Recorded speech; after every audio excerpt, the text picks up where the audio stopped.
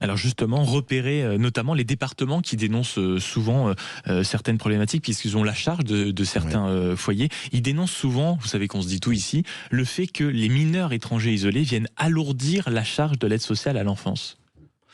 Alors, je ne sais pas si c'est alourdir la charge. En tout cas, c'est une réalité. Il y a un nombre croissant de mineurs non accompagnés. Mais comme ce sont des mineurs, la France ne peut que les accueillir.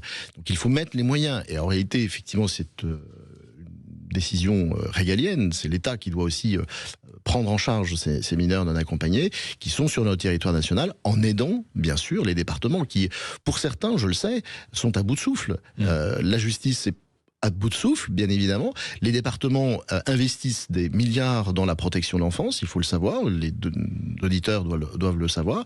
Ils font le maximum, mais effectivement, il faut que ce soit à tous les niveaux, et surtout ne pas se renvoyer la balle les uns aux autres. C'est en tout cas ce que nous pensons, nous, au Conseil national des barreaux.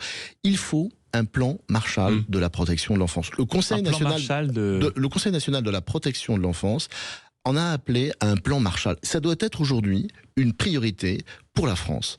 Et je sais que le chef de l'État, il est sensible à cela, je sais que son entourage l'est sensible. Le nouveau garde des Sceaux, comme le précédent, était sensible à cela. Qu'est-ce que vous leur dites ce matin, justement? Il faut un plan Marshall absolument dans les prochains mois, avant la fin de l'année, enfin, je veux dire, avant la fin de l'année prochaine. C'est compliqué, il faudrait peut-être déjà qu'il y ait un budget, mais j'ai l'impression que on va s'en sortir.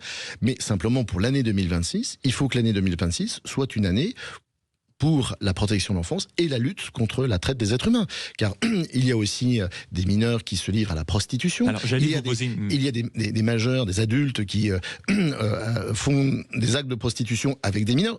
Il faut sanctionner les adultes qui se livrent à cela.